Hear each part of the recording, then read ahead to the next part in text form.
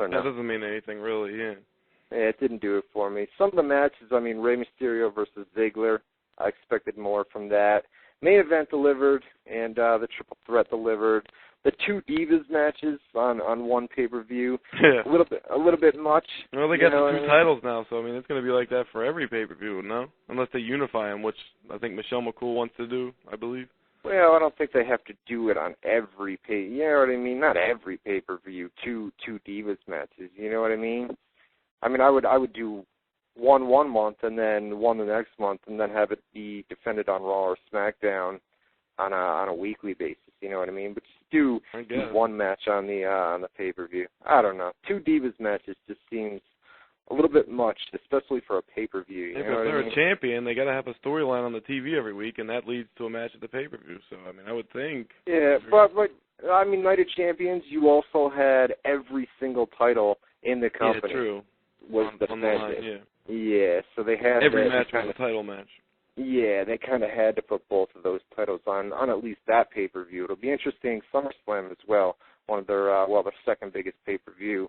So we'll see what they do. You know, they're going to do a fan access thing for like a WrestleMania thing, the convention.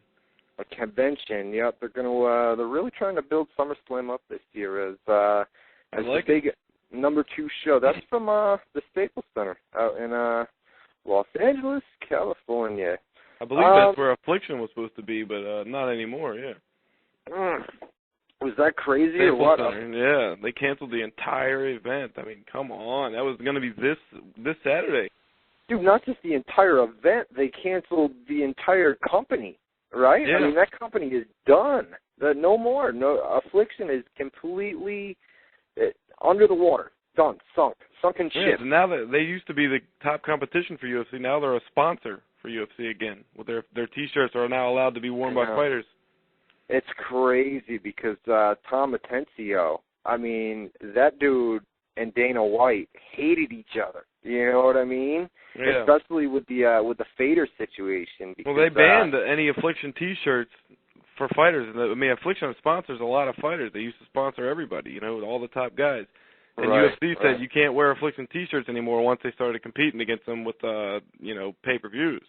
Right. Now that they folded, they're back to being a sponsor for the UFC, but now directly with the UFC instead of just the fighters.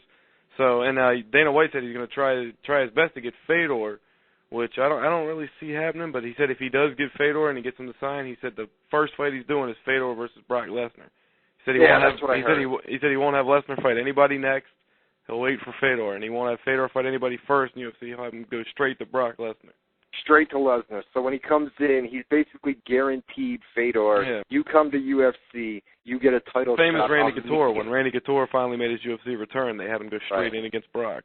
Right.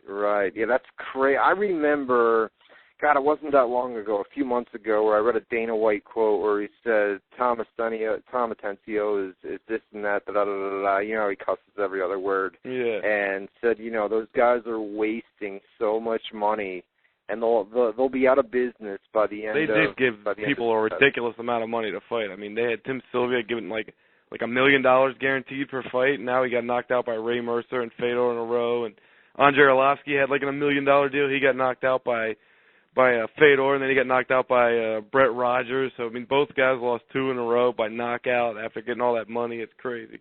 And, you know, Josh Barnett, the guy that, you know, Fedor was supposed to fight, is going back to pro wrestling. He always does it. I don't know why that became such a big story. He's always done both. He's always done Japanese pro wrestling, and he's big in Japan because of it. So.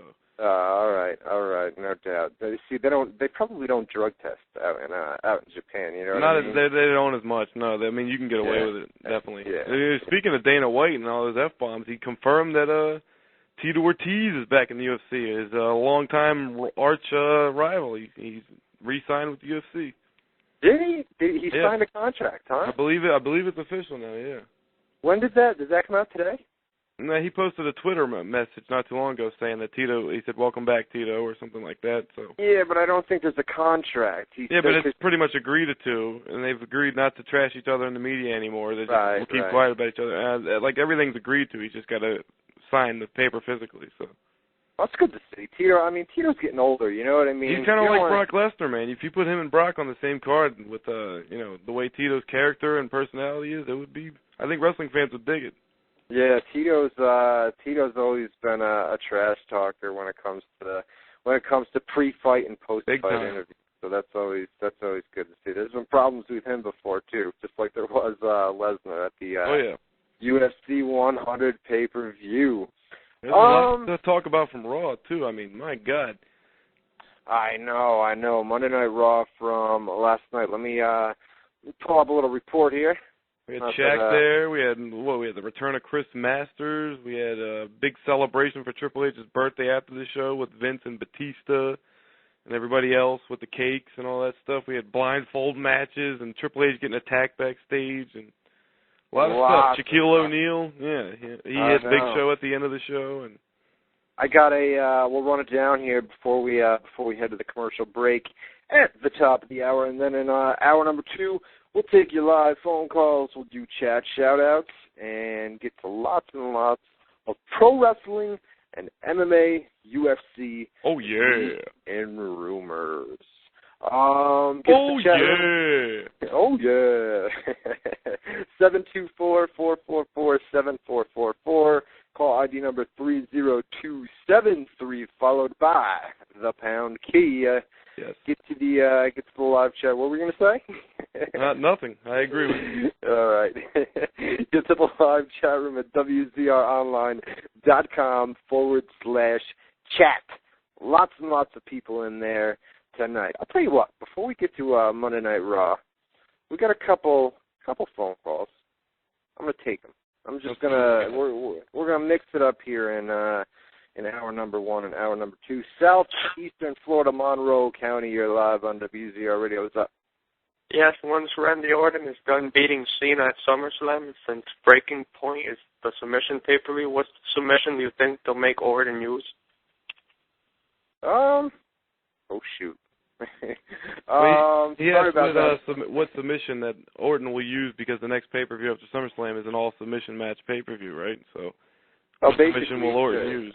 He says apparently he thinks that Randy Orton is going to come out of SummerSlam as WWE champion, right? But even if he isn't, though, I mean, the question still applies. If he has any match at the Breaking Point pay-per-view, if it is all submission matches like they talked about, then what is he going to... He doesn't have really a submission move kind of, down pat yet. Good question. Yeah, I don't know. We'll have to wait and see. I don't really have an answer. I mean, it'd be pure speculation. On our part, we don't even know who he's going to be in a match with. That's way down the road anyway. Yeah. Yeah. I don't know. We'll have to wait till after SummerSlam to figure that out.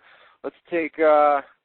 I'm bad with this, Boone. I'm real bad. But Main Event Mafia for life from the chat room. You're live on WZR Radio. What's up? Yes, sir. How you doing? I'm good. How are you? All right. Listen, I got a match. I got a classic match. How would you feel that if you see on TNA Wrestling, because we know TNA Wrestling is the best wrestling show of all time. So, Main Event Mafia for life. Yes, sir. All right, so Mick Foley versus Abyss. Mick Foley versus Abyss? I like it. Yeah. I like it. Abyss came out in an interview. We put it up on TNAWrestlingNews.com, and he said basically one of his opponents that he'd love to work with would be Mick Foley.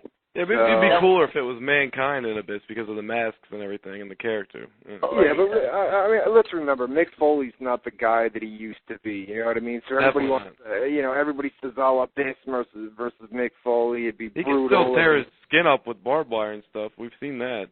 Oh, no doubt that he won't go out there and give it his all. But you know what I mean? As far as Mick Foley back in the day versus Abyss now, whew, wow. No doubt. Yeah, you know what I mean?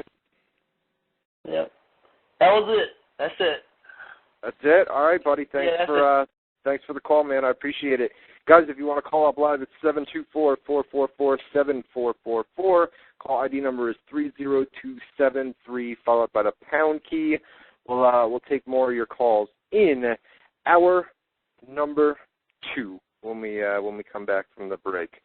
All right, Matt Boone, Monday Night Raw. Yes, Ryan Clark. from last night. Dude didn't see it. So once again, Clark is going to run this show down top to bottom by himself with a little bit of Matt Boone input here and there.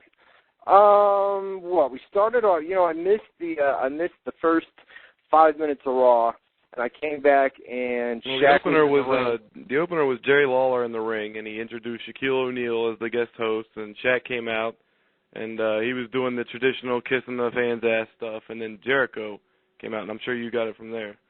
I got it when I came back in where